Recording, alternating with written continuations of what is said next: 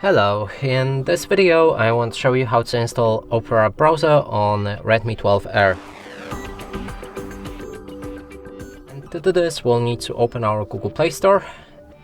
Right here in the search enter Opera. And now you should be able to see the install button just like that. Click on it.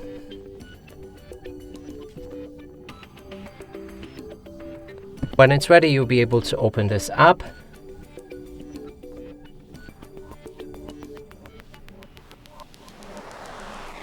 Select continue.